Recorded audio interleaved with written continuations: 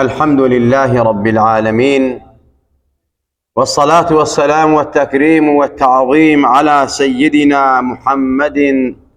سيد المرسلين وعلى آله وأصحابه وأتباعه وأولياء أمته أجمعين إلى يوم الدين. خوشكو براي إيمان دارم، السلام عليكم ورحمة الله وبركاته. لعيني بيروز إسلاما ئەوەی کەوا مایەی سەربەرزی و عیزەتە بۆ ئینسان، هۆکاری دەفعی بەڵا و موسیبەت و نەخۆشی و ناخۆشیە لە دنیا و لە قیامەتە، هۆکاری بەرزبوونەوەیەتی لەناو کۆمەڵگا و لای خوا، ئەویش سەخاوەت و ناندان و نانبدەیە. ناندان بە خەڵکی و خزمەتی خەڵکی و هاوکاری خەڵکی یەکێکە لەو شتانەی کە ئاینی پیرۆزی ئیسلام بایەخێکی یەکجار گەورەی پێداوە و تەشجیع و هانی موسڵمانانەدا هەمیشە و دائیم نانبدە بن، دڵفراوان بن، چونکە نانبدەی و سفرە ڕاخستن بۆ خەڵکی هۆکاری بەختەوەری دین و دنیایانە و صیفاتێکە لە صیفاتی پێغەمبەران، صالحان و خواناسان، عارفان و نقبا و نجبا، صفاتی ئەبرارەکانە کە خوا لە قورئانە وەصفیانەکە: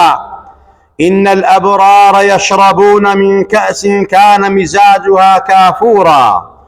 عينا يشرب بها عباد الله يفجرونها تفجيرا يوفون بالنذر ويخافون يوما كان شره مستطيرا ويطعمون الطعام على حبه مسكينا ويتيما وأسيرا إنما نطعمكم لوجه الله لا نريد منكم جزاء ولا شكورا إنا نخاف من ربنا يوما عبوسا قمطريرا فوقاهم الله شر ذلك اليوم ولقاهم نضرة وسرورا وجزاهم بما صبروا جنة وحريرا. فاي تبارك وتعالى لم چەند ئاەتا باسی ئەبرارەکە، چاکەکاران، ئەوانەی کە خوا خۆشی ئەوێن، ئەوانی خوایان خۆش ئەوێ. خوای تەبارەک وتەعالا فەرمێت چاکەکاران بەڕاستی صیفەتێک لە صیفەتەکانیان ئەوەیە کەوا ويطعمون الطعام على حبه، خواردن و خواردنەوە ئەدەن لەسەر ڕەزامەندی خۆیان و خۆشەویستی خۆیان. خواردنێک بەلای خۆیانەوە زۆر خۆشەویستە و بەڕێزە، ماڵێک زۆر گەورە و چاکە، ئەی بەخشن و ئەیدەن بە هەژاران، بە خەڵکی و بە میوانەکانیان. على حبه مسکینە، بە فەقیر و هەژار، بە نەدار، بە هەتی و داما و بێنەواکان، بە ئەسیر و مسافیر و بەدبەختەکان و غەیری ئەوانەیش. ئەمە صیفەتی ئەبرارەکانە. ئەیشڵێن ئێمە بۆ ئەوە نانتان پێ نادەین منەت بەسەرتانە بکەین، خۆمان بە چاک بزانین، بۆ ئەوەی دەنگمان پێ بدەن و هاوکارمان بن و بەرزمان کەنەوە لە دنیا. بەس لەبەر خاتری خوا ئێمە ئەم خواردن و خواردنەوانە بە ئێوە ئەدەین، جەزا و پاداشتمان لە ئێوە ناوێ، تەنها لە حەق تەعالامان ئەوێ. لە خوا ترسین، لە ڕۆژی قیامەتە ترسین، ئەو ڕۆژەی کەوا دەم و چاوەکان تایە عەبوسە و ناڕەحەتە، بەڕاستی عەزابی خوا تایە بە شیددەتە. لەو ڕۆژە خوای تەبارەک وتەعالا بە بەرەکەتی ناندانیانەوە ئەیان پارێزێ لە خراپە و شەڕی ئەو ڕۆژە و پاداشتیان پێداتەوە بەو ئارامگرتن و بە سەبر و بە هەروەها بە بەهەشتی پان و بەرین و بە هەموو ناز و نێمەتەکانی بەهەشت، بەوەی کەوا ئەبرارن، صیفەتی نانبدەیان تیا بۆ ئازیزان و خۆشەویستان. و هەروەها خوا ئەوانە بە ئەصحابی یەمین حسێبەکە، ئەوانەی کەوا بەدەستی ڕاست نامەی ئەعمالیان پێ ئەدرێ. خوای تەبارەک وتەعالا فەرمێ ئەوانەی کە لە ڕۆژە تەنگەکانە خواردن و خواردنەوە بە خەڵکی ئەدەن، سفرەیان ڕاخراوە بۆ خەڵکی. ئەو ئیطعام فی یوم ذی مەسغەبە یەتیما ذا مەقرەبە ئەو مسکینا ذا مەترەبە ثم كان من الذين آمنوا وتواصوا بالصبر وتواصوا بالمرحمة أولئك أصحاب الميمنة. أو نان بدانا بفقير وهجار كان أواني سفران راخرا والسخي طبيعة. السخي قريب من الله وقريب من الجنة وقريب من الناس. لخواو لباشت ونزيك ولا خلقش نزيك خلق مش استايشكن دعاء خيري بوكن أوانا أصحاب يمين أوانا أخوار رحمة وبركة رجينا بسريانا وهروا على سنة في غمري خوا واردة أو كادوا ساتي رسول أكرم شونا ومدينة بطلع البدر علينا بيشوازيان لكر بفداك أمي وأبي يا رسول الله أهل هجرة أهل مدينة أنصار كان بيشوازيان بيغمبر كرد بيغمبري خوا صلى الله عليه وسلم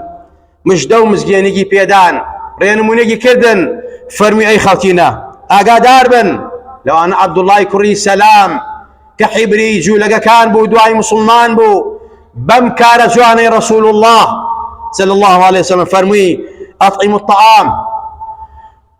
وصلوا الأرحام وصلوا بالليل والناس نيام تدخلوا الجنة بسلام خلقنا نان بدا بن سفر راخن دڵتان کراوە بێ ڕشد و ڕەزیل و نەکبەت و بەدبەخت نەبن هەر بۆ خۆتان نەبێ ڕایخن سفرە نان بدەن سیلەی ڕەقم بەجێبێنن بە شەوا خەڵ لە غەفڵەتایە هەڵسە شەو نوێژ بکە مناجات کە دوعا بکە ئینجا پێغەمبەری نازار فەرمووی ئەگەر وابن ئەڕۆنە بەهەشت بە سەلامەتی بەسەر بەرزی و بە عیزەتەوە بە ڕەحم و سۆز و میهرەبانی پەروەردگارەوە أصحابك لبيغمبري خواهي برسي براي كري عازب يا رسول الله علمني عملا يدخلني الجنة فيري كردويك منك بيبرو ما باشت سربرزم بي لدنيا ولا قيامتها بيغمبري خواه فرمي عبدك آزادك أسيرك رزقارك فرمي أقر أوم دسنكو نمتواني وكم يا رسول الله تشيتر هي بكم بيغمبري خواه فرمي فإن لم تطق ذلك فأطعم الجائع واسقي الظمآن أو نوتواني وبكي خواردن ببرسيك بدا تيريكا كسيك تونية براسي آوي بديو تير آويكا أو بوي آودان يكيك لو كان خيرانيك وصدقي جارية تبي اللي دان بي تداناني برادك بيو آوي تيكي خلبي خوال الرقايكا أما قورترين خيرا إنسان نسيكا دول أخوة أي كاب أبرار أصحاب يمين وهروها يغنبري خواه فرمي صفتي برزي إنساني مسلمان كاري قوري مسلمان أويا تطعم الطعام وتقرأ السلام على من عرفته ومن لم تعرف متفق عليه فرمي كلا كاري قوري كان إسلام أويا كوا خواردنو بخلطي بدي سخي طبيعت بي رشد الرزيل ونكبت نبي سلام بك إله مكسك بيناسي ونيناسي نقبلي أمل حزبك خوما السلام عليكم برايان بلام أمل حزبك خوم نية إت السلام إلينا كيو نفرتي لك يدو جواني بيبدي سلام بك لوي بيناسي ونيناسي أما صفة إنساني مسلمانة باشترين عملي إنساني مسلمانة عزيزان خوشويستان ناندان أو أندا قوريه بيغمبري خواه فرمي خياركم من أطعم الطعام باشترين يو أوانن كوا خوراك وخواردن بخلقية دن أجل پاداشتێکی زۆر گەورەی هەیە خوای تبارك وتعالى أو خواردنەی تۆ ئەیدەی بە هەژاران و بە فەقیران حتا بە دەوڵەمەند سفرە ڕاقی سەقی طەبیعەتی ئازیزان خوای تبارك ئەوەندە بۆت گەورەیەکە لە کێوی حوت زیاتر پێغەمبەر ئەفەرمێت لأن الله لا يربي لأحدكم التمرة واللقمة كما يربي أحدكم فلوه أو فصيله حتى يكون مثل أحود يغمري خواه فرمي أو لقمنانا أيدي بخلق أو تيكنانا أو لتخرما أيدي بخلقي أو نخوا بود قورئك أندازي كيو يحودي ليك پاداشتكي قرسايكي وزنكي شون كسيك لأيوة بيتشو برخيك قورئك بيتشو وشتريك قورئك اتر بأرزوي خوي قورئك دواتر ياداي أني أفلوشي أوا خوا بوطان قورئك أو خير وشاكيوا نسيق بونوي الأخوة حديث صحيحة مفصلة دريجة حديث قواريد بوا كيف يغمري خوا حضرت أبو هريرة فرميت حديث قدسية أفرمي يغمري خوا فيما يروي عن ربي خواي تبارك الله فرميت بعبدك إن الروج قيامتها أي عبدك من أو أن خوش كوتن بنا هاتي ولام أفرمي خوايا تو شلون خوشكوي فەرمووی ئەی فڵانە کەس نەخۆش بوو عەبدی من بوو بچوایە بۆ لای من لەوێ بووم اینجا فەرمووی ئەوە من برسیم بوو بۆ تێرت نەکردم ئەمە خوایە تۆ ڕەب العالەمینی چۆن برسی دەبێ فەرمی فڵانە کەس برسی بوو ئەگەر تێرت کردایە منت لای ئەو دەسەکەوت ئەوە بەڕاستی خزمەتێ بە من کردووە ڕەحەمات و بەرەکەتی من لەوێ بوو بەرت ئەکەو ئەبووی بە موحسینین بۆ نەتکرد اینجا ئەمە عولەما و زانانە فەرمون خوا ئەفەرمێت بەو عەزەمەتەیە ئەگەر تۆ فەقیرێک هەژارێک نەدارێک تێرکەی غەریبێک مسافیرێک سفرە ڕاقی خەڵنانە بخوا ئەوە خوای گەورە لەسەر ئەو سفرەیە ڕەحمەتی خوا لەسەر ئەو سفرەیە خوا بۆت زیادەکا لە دنیا و لە قیامەتە پێغەمبەری ئێمە کاتێک کە وحی بۆ هات خوای تەبارەک و تەعالا کردی بە پێغەمبەر ئەم پێغەمبەرە نازدارە لەو کاتە کە بەڕاستی ناڕەحەتی و گەرمایی و لەرز و تایەک ڕووی تێکرد هاتەوە ما فەرمی زەمبیلونی دانپۆشن حەزەتی خەدیجەی دایکی ئیمانداران فەرمووی بە قوربانت بین ئەوە چی ڕوویاوە بۆوە ناڕەحەتی بێتاقەتی بۆ قسەیەک ناکەی دواتر کە هاتەوە ناڕەحەتەکەی کەم بوو حەزەتی خەدیجە فەرمووی بە قوربانت ئەوە چی ڕوویاوە فەرمووی حاڵەکاتێکی وا ڕوویاوە فەرمووی تۆ ئەبی بە پێغەمبەر تۆ گەورەی تۆ پیرۆزی تۆ مبارەکی واللهی هەرگیز خوای گەورە تۆ خەجاڵەت ناکا هەرگیز خوای گەورە تۆ ناشکێنێت فەرمووی تۆسی لێ ڕەحم بەجێدێنی تۆ قسەی ڕاستت هەیە تۆ ڕازگۆی ئەمینی تۆ پیرۆز و مبارەکی تۆ هەرچی کارە قورسەکانە هەڵیەگری هاوکاری خەڵکی ئەدەی فەقیر و هەژاران تێرەکەی ڕێز لە میوان ئەگری دەستی فەقیر و هەژارەکان ئەگری تۆ خۆشەویستی لە ناو خەڵکا یەکێ لە صیفەتی گەورەی پێغەمبەری خوا ئەوە بوو ڕێزگرتن بوو لە میوان ناندان بۆ فەقیر و هەژاران بۆیە ئەمە صیفەتی گەورەی پێغەمبەری ئێمە و باقی پێغەمبەرانی تریشە حەزەتی ئیبراهیم ئەبول ئەنبیا ئەو پێغەمبەر ئازیز و بەڕێزە خوا لە قورئانەوەمان باسەکە هەرگیز بێ میوان نانی نەخواردووە جاری وا بۆ میوانی هاتووە یەک گوێرەکەی لە ماڵا بووە یەکسەر بۆی سەربڕین بۆی ئامادە کردوون و لەگەڵیشانە نانی خواردووە خزمەتی کردوون بێ ئینسان بەڕاستی سەخی تەبیعەت بێ نان بدە بێ دەست نوقاو نەبێ بەڕاستی ڕژد و ڕەزیل و دەگبەت و بەدبەخت نەبێ ئازیزان و خۆشەویستان ئینسان کە نانیدا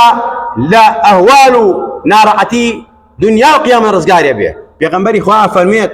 بە سەدەقەکردنتان بە ناندانتان دەفعی بەڵا و مصیبەت لە خۆتان بکەن حتا بۆ سەربەرزی قیامەتتان بۆ نەجاتی قیامەتتان خواتان پارێزێ لەو ڕۆژە وەکو ئاەتەکەمان خوێندەوە فوقاهم الله شر ذلك اليوم ولقاهم نظرة وسرورا بۆی پارێزاوی لە شەڕی قیامەت بەهەشتی نەبڕاوەت بەدرسی بێ بەڕاستی لەوانە بی کەوا پێکەنی وەخوا لێت ڕازیە بێ سرورت پێ بەخشێت بەرنەسەری ڕەحمەت سەیرتەکە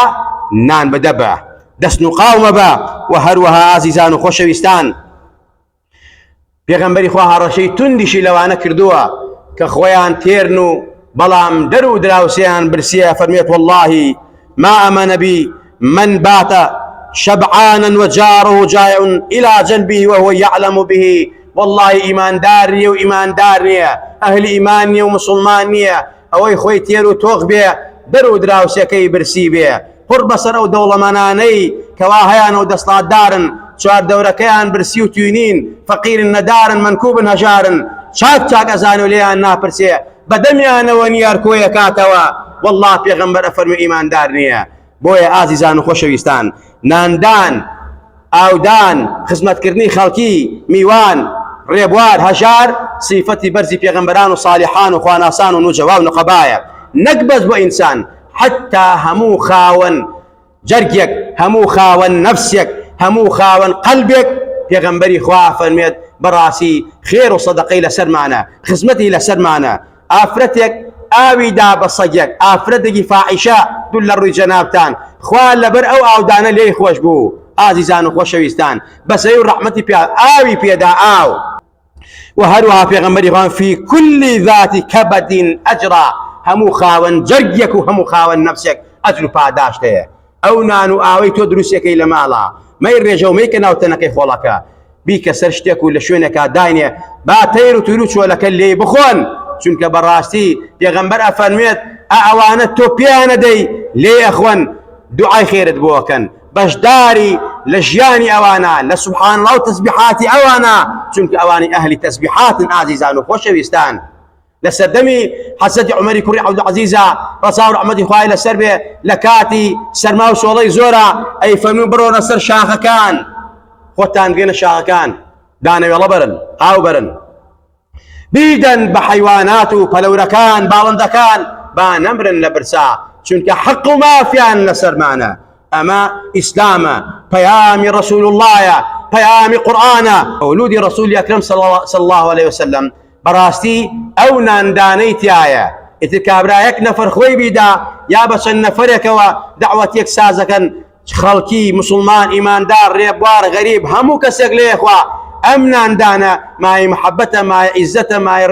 ريز دقرتنا ماي كوبنوي مسلمانانا وقت بيغمبر واصحابي بيغمبري اخوا جاري وابن ما صحابي كوبنو توناني اخواردو ام ناندانا كردو وزور قوريا مولودي بيغمبري خوا يكي لجزئيات كاني او ناندانيا امرون وكان قيرد خنازير ايانوي ام سفره باكا جوانا لو خلقا دور خنوا خلقي تنهاويان ماوا كوبنا ولا سري محبه الرئيسو وشويزي خوان درب برن بيامي دول سوسيان وبيغمبر واصحابي بيغمبري خوا تاسكنوا لخلقي من اكن اما سنتي بيغمبري خوايا صلى الله عليه وسلم او ناندانا بس بشويكي شرعي وتندروز بكريات ما صامنا كريم مدرس درجة عالي بي باسي حضرتي الشيخ على ديني بياريك